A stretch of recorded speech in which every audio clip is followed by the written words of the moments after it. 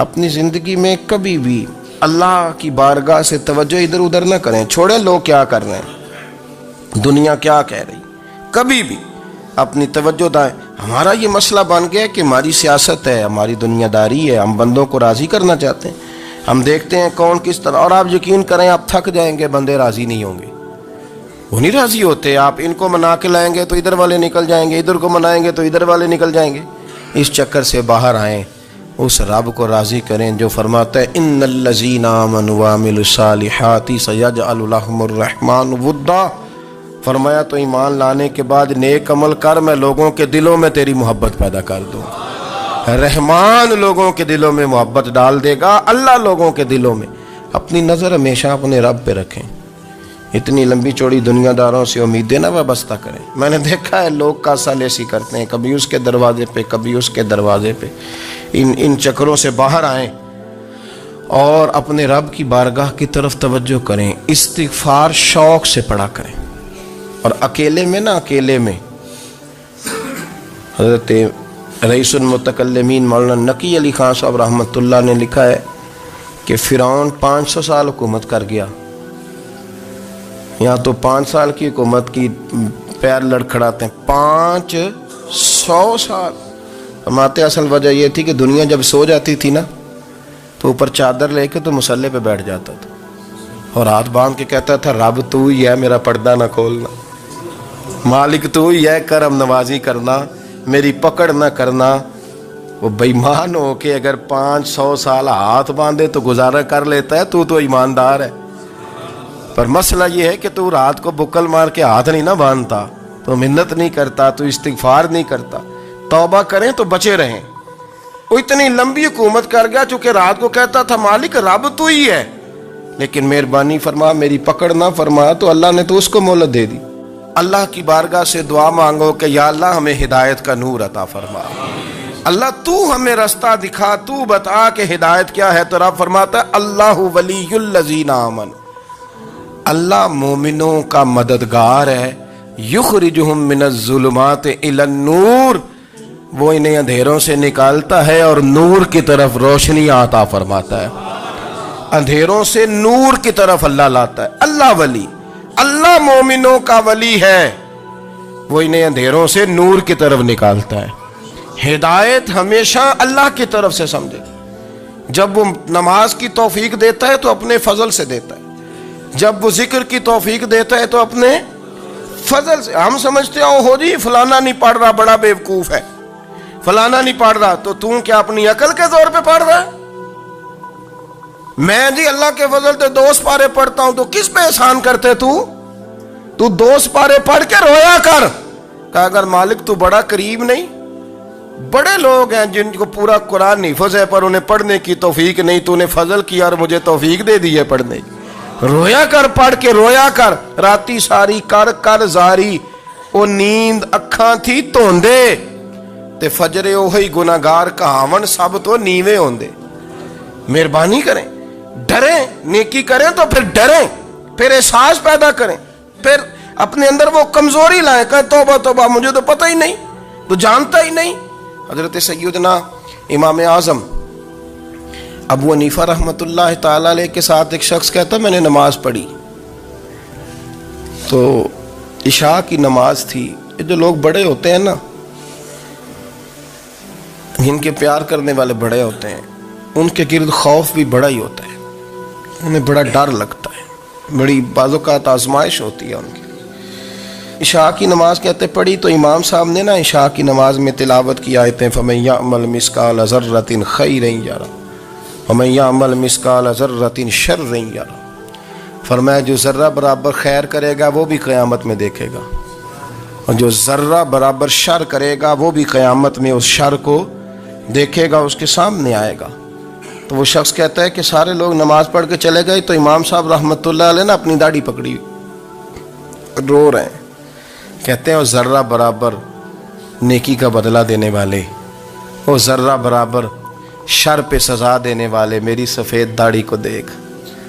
مالک میرے ذرے ذرے سامنے نہ لانا, لوگ تو میری بڑی قدر کرتے ہیں دنیا, میں تو بڑا پہچانا جاتا ہوں, لوگ تو میری راہوں میں پھول لیے کھڑے ہوتے ہیں, مجھے بڑا نوازتے ہیں. قیامت میں رسوا نہ کر دینا، میرے لیے مشکل ہو جائے گی۔ وہ کہتے ہیں میں نے امام صاحب کا درد دیکھا، مجھے کوئی کام تھا تو میں چلا گیا، میں نے کہا کہ وہ اس وقت اللہ کے حضور حاضر ہیں تو میں دوبارہ آؤں گا۔ کہتے ہیں میں تہجد کا وقت آیا تو امام صاحب وہیں بیٹھے تھے اور ان کی داڑھی آنسوؤں سے بھری ہوئی تھی اور زور سے داڑھی پکڑی ہوئی، کہنے لگے مالک رسوا نہ کر دینا، قیامت میں رسوا نہ کر دینا۔ یار جو ہدایت یافتہ لوگ تھے وہ تو ڈرے ہوئے تھے، وہ تو سہمے ہوئے تھے، وہ تو کہتے تھے یہ اس کا فضل نہیں، اس نے بلا لیا، یہ اس کا کرم نہیں۔ حضرت باعزید بستامی کسی کافر کو دیکھتا تو رو پڑتے، کہتے مالک تو کتنا قریب ہے، یہ بے ایمان رہ گیا، تو نے اپنے فضل سے مجھے اپنے نبی کا غلام بنا لیا۔ وہ رو پڑتے۔ یہاں تو لوگوں کا دعویٰ ہی بڑا ہے، نمازی اللہ خیر فرمائے وہ تو دوسروں کو گھورتا ہے، وہ کہتا ہے جنت کا میں مالک ہوں، کنجیاں میرے پاس ہیں، میں کسی اور کو گھسنے نہیں دوں گا۔ اور اگر 2-3 حج کر لے تو پھر تو وہ کہتا ہے کہ اب میرے سے پوچھ کے لوگ جنت میں جائیں گے معاذ اللہ۔ اور اگر وہ 2 4 5 7 دفعہ کوئی نفل پڑھ لے تو پھر وہ کہتا ہے چھوڑیں جی سارے لوگ بے عمل ہیں، میں اکیلا نیک ہوں۔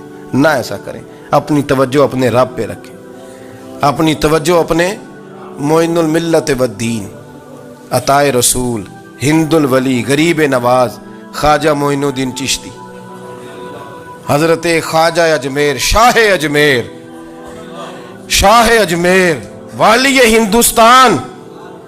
آخری عمر میں نا سارا دن روتے گزر جاتا، ساری رات روتے گزر جاتے، ذرا سی کوئی بات کرتا تو رو پڑتے، آنکھیں آنسوؤں سے بھری رہتی۔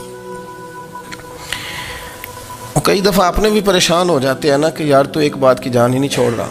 تو خواجہ قطب الدین صاحب بختیار کاکی سے لوگوں نے کہا کہ آپ مرشد سے بات کریں، اتنا بھی تو نہیں نہ رونا چاہیے، ہر وقت اس کے آنسو کی کریے، عاشق دا کام ہی رونا تونا تے بنا رویوں نہیں منظوری۔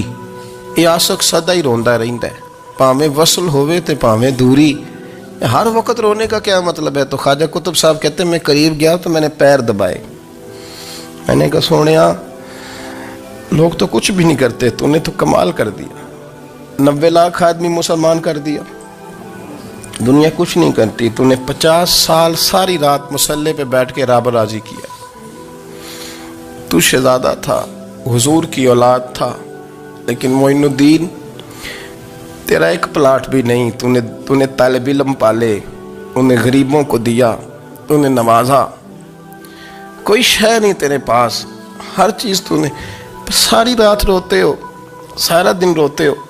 تو خواجہ قطب الدین صاحب کہتے ہیں میں نے جب عرض کیا تو خواجہ صاحب مجھے گلے لگا لی، چیخ مار کے روئے، کہنے لے قطب الدین پتر داڑھی سفید ہو گئی، جانے کا وقت آ گیا، جو تو نے نیکیاں گنوائی ہیں وہ ہیں صحیح میرے پاس، پر یار کی بارگاہ میں پیش کرنے کے قابل ایک بھی نہیں، ایک بھی نہیں، تو بارگاہ تو دیکھ کتنی بڑی ہے، رسول کریم کی بارگاہ میں پیش کرنے کے قابل ان میں سے ایک بھی نہیں، تو آستانہ دیکھ کتنا بڑا ہے، کیا پیش کروں گا، کیا عرض کروں گا حضور کی بارگاہ میں، کس طرح؟ وہ یار جو بڑے تھے وہ تو ڈرے ہوئے تھے، سہمے ہوئے تھے، وہ تو بڑی آزمائش میں تھے، لیکن میرا اور آپ کا رٹا 2 نمازیں پڑھ کے 6 نمازوں کا دعویٰ کرنا اور لمبی چوڑی کہانیاں بنانا اور اپنے منہ سے اپنی تعریفیں کرنا، اس سے تھوڑا باہر آئیں۔ رزق بھی میرا اللہ ہی دیتا ہے، علم بھی اللہ دیتا ہے، رزق بھی۔ بڑے بڑے فقیروں کو مالدار ہوتے دیکھا، بڑے بڑے مالداروں کو فقیر ہوتے دیکھا، بڑے بڑے، میرے ایک بڑا سخی قسم کا سجن ہے، بڑا پیارا ہے، میں اسے سخی مانتا ہوں، میں نے اپنی پریشانیوں کے دنوں میں بھی اس شخص کو سخی دیکھا۔ ایک دن رات کو مجھے ٹیلی فون کر کے کہنے لگا کدھر ہو؟ میں نے کہا میں گھر ہوں۔ نہیں اکثر سفر میں ہوتے ہو نا؟ میں نے کہا نہیں، طبیعت کیسی ہے؟ ٹھیک ہے، بس حال چال پوچھنا تھا۔ میں نے سمجھائی، میں نے کہا یار یہ کوئی مسئلہ ہے؟ بادشاہ، بڑے بڑے شہنشاہ، بڑے بڑے لوگ، ہاتھوں میں کاسے، فقیریاں، ان میں رہی وہ بڑا نیک تھا، پرہیزگار تھا، اللہ نے بہترین صلہ دیا۔ کہتی چھت پہ بیٹھی تھی، دروازے پہ فقیر آیا تو میں نے شوہر سے کہا کچھ دے دوں؟ کہنے لگا 5 نہ دینا، 15 دینا، 20 دینا، میں فقیر ہوں، میں نے فقر سے دولت دیکھی ہے، اسے خالی نہ لوٹانا۔ کہتی ہے کہ میں نیچے گئی اور جب میں نے اس کی طرف دینار بڑھائے تو میری چیخ نکلی، پیسے پھینک کے میں بے ہوش ہو کے گری. میرا شوہر نے آ کے اٹھایا، اندر لے گیا، پانی منہ پہ چھڑکا، کہنے لگا تجھے کیا ہوا؟ کہنے لگی یہ جو مانگنے آیا یہ میرا پہلا شوہر تھا، وہی تھا جو کہتا تھا کہ تو 5 دینار دے آئیے جا، تجھے 3 طلاقیں. پڑھو نا حدیث پاک. میرے نبی پاک علیہ السلام تھے، رویا کرتا تھا. اللہ تعالیٰ نے فرشتے کو بھیجا، تجھے کیا چاہیے؟ تو کہنے لگا بال آ جائیں اور تھوڑا مال آ جائے.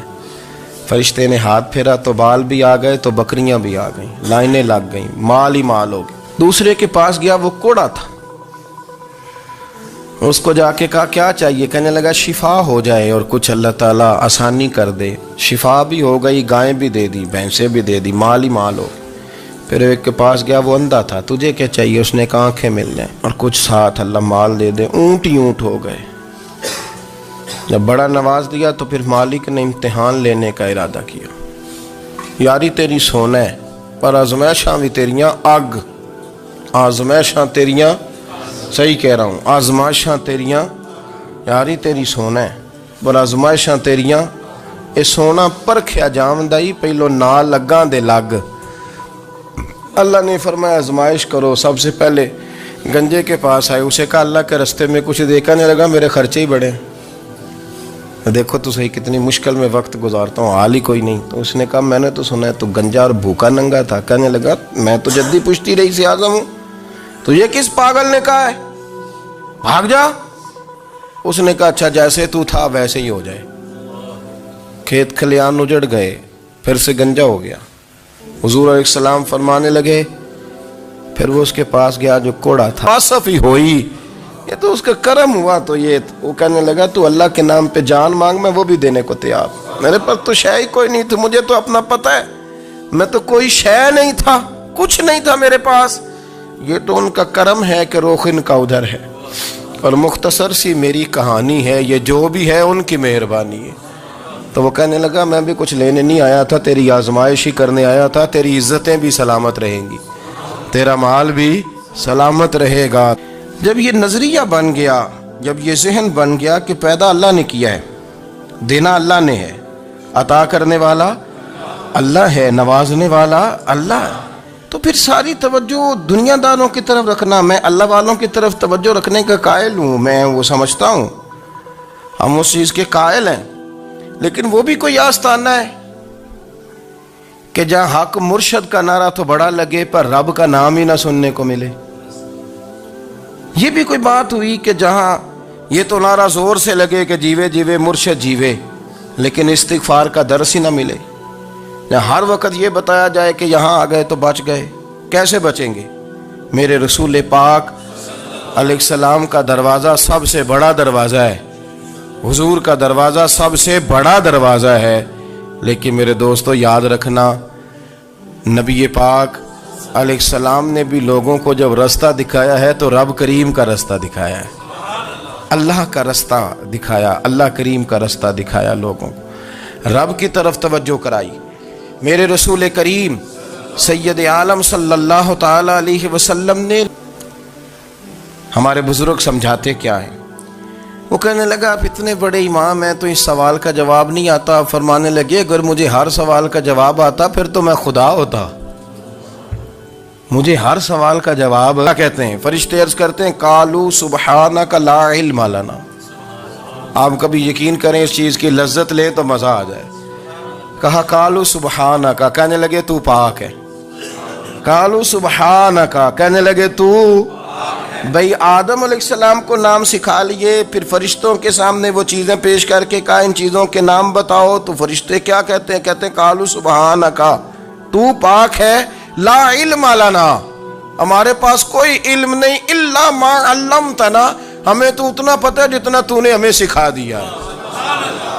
ہمیں تو اتنا پتہ ہے جتنا تو نے ہمیں، لا علم لنا، ہمارے پاس کوئی علم نہیں ہے، اتنا ہی پتہ ہے جتنا تو نے ہمیں سکھا دیا ہے، اس سے زیادہ ہمارے پاس علم. اور یہ کیوں تو نے ہمیں جتنا سکھایا اتنا پتہ ہے. فرشتے یہ نہیں کہتے یا اللہ تو زیادہ سکھا، آدم کو دیا تو ہمیں بھی دے، یہ نہیں فرمایا. فرمایا انک انت العلیم الحکیم، اے اللہ تو علم والا بھی ہے اور حکمت والا بھی ہے، تجھے پتہ ہے کس کو کتنا دینا ہے، جتنا تو نے مناسب سمجھا جناب آدم کو دیا، اور جتنا تو نے بہتر سمجھا وہ تو نے ہمیں عطا فرمایا۔ تو اگر آپ کے پاس علم ہے، کہیں نالج ہے، تو اس کو اللہ کی عطا سمجھیں۔ ہمارے ہاں بہت سارے لوگ بن کے بیٹھ جاتے ہیں۔ میں اکثر کہتا ہوں کہ پھر وہ دعوے کرتے ہیں میرے علاقے والے جاہل ہیں، میرے شہر والے جاہل ہیں، میرے خاندان والے پڑھے نہیں۔ یہ آپ کا دعویٰ ہے، یہ آپ کو خراب کر دے گا۔ ہم نے بہت سارے ایسے لوگ دیکھے جو بہت بڑا نام کیا ہے، میں کہاں ہوں، مجھے کدھر جانا ہے، تو اس وقت سے اللہ کی پناہ مانگیں اور اپنی نظر اپنے رب کریم کی جانب رکھیں۔ یہ بھی اسی وقت ہی نصیب ہوتی ہے جب میرا رب کریم نصیب فرما دیتا ہے۔ ہم نے نا نیکی کا اپنا اب اس نے اپنا مزاج بنا لیا نا نیکی کا، اس نے اپنا سٹیٹس بنا لیا۔ میرا یہ سوال ہے کہ نبی پاک صلی اللہ تعالی علیہ وسلم جب مدینہ شریف آئے تھے تو حضور نے سب سے پہلے غریبوں میں آٹا تقسیم کیا تھا کہ سب سے پہلے مسجد بنائی تھی؟ کیا عجیب لوگوں کا رنگ ہے، اپنی مرضی کی ہدایت، اپنی مرضی کا تقوی، اپنی مرضی کا معیار۔ مسجد کوئی بڑا چھوٹا خطیب بھی میری طرح کا ہو نا، تو وہ مسجد میں بیٹھ کے جب نبی پاک کی بات کرتا ہے تو کہتا ہے میرے رسول پاک غریبوں کا سہارا بن کے آئے۔ وہ غریبوں کی بات کرتا ہے، مسکینوں کی، لاچاروں کی، کمزوروں کی بات۔ تو مسجد ہی تو وہ ادارہ ہے جہاں سے غریبوں کی بات ہو رہی۔ تو اب لوگوں نے غریب کو اور مسجد کو لڑانا شروع کر دیا، اس کو لڑاؤ کہ مسجد میں پیسے دینے سے بہتر ہے آپ غریب کو آٹے کا تھیلا دے دیں۔ آپ یہ کیوں نہیں کہتے کہ مسجد میں بھی آپ تھوڑا دیں ایک سیمٹ کا اور ساتھ غریب کو بھی خدمت کریں؟ یہ کیوں نہیں تقویٰ؟ اپنی اپنی مرضی کا مزاج، اپنی اپنی۔ کچھ لوگ کہتے ہیں چھوڑو جی، ساری زندگی انسان نماز پڑھتا رہے اور پھر گالیاں بھی دیتا رہے، بندہ داڑھی بھی رکھ لے اور جھوٹ بولنا بھی نہ چھوڑے، تو یہ آپ نے اپنے پاس سے تقوی کا معیار بنایا۔ گالی دینے کا گناہ ہے اور داڑھی رکھنے کا ثواب ہے۔ تو اگر آپ داڑھی رکھے ہوئے ہیں اور آپ کوئی غلطی کر رہے ہیں تو اس سے آپ کی داڑھی کا ثواب ختم، اللہ کرے آپ کو سمجھ آئے میری بات۔ آپ کوئی غلطی کر رہے ہیں، داڑھی کا ثواب اس سے ختم، وہ اپنی جگہ پہ قائم ہے چیز۔ اپنی مرضی کا کیوں تقوی کا معیار بناتے ہیں؟ تقوی کا مزاج اپنی مرضی کا نہ بناؤ۔